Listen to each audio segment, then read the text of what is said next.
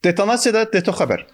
Gündəm mövzumuz Samirə Əfəndinin erməni iştirakçını qucaqlaması mövzusudur. Müzakirə edirik Maqa Hacızadə ilə birlikdə. Gündəmi neçə gündür məşğul edir, yəqin ki, hamı da bilir. Qınaq obyekti olubdu. Məncə də səhv edib. Bu tənqid olması bir mövzudur. Tənqid də olunub yetəri qədər. İndi biz də çalışacağıq, tənqid edək, amma yəni bizim də xislətimizdə bir şey var. O təşbihdə də xəta olmaz. Yıxılana təpik vurmaq da bizə yaraşmaz. Məncə eləməməli idi.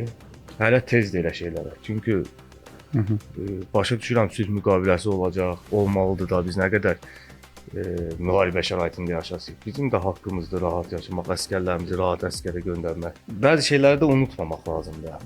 Bu o demək deyil ki, sülh müqaviləsi imzalandı, gəlin gedək qucaqlaşaq, sarılaq. Bəzi şeyləri Sanki bu anı gözləyirmiş. Sanki elə bir gözləyirdik ki, bu sülh müqaviləsi olsun. Qaçıb gedib qucaqlaşaq. Bunlar düzgün deyil. Niyə qucaqladın, məcbur idinmi qucaqlamağa kimi çıxışlar çox oldu. Cəmiyyət olaraq bizi narahat edən tərəf bu tərəf idi. Yəni onun xal verməsi deyil. Yarışmadır, xal verilə bilər. İştirakçıdır, ədalət prinsipini qoruyursan, xal verirsən. Okey, ancaq sən orada məsafəni saxlamalıydın. Bəli, əlbəttə ki, bu elə də olmalı idi. İndi biz səhv deyib, özü nə deyib bu barədə?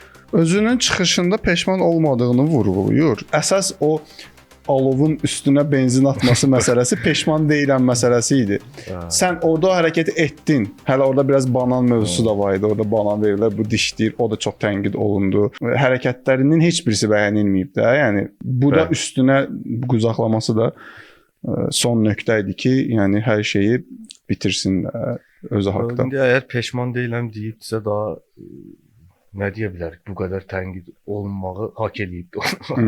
Biz onları bağışlayıb da yox. Yəni onlar özlərini əfv etdirməyə çalışmalılar bizə. Uduzan tərəf olardı.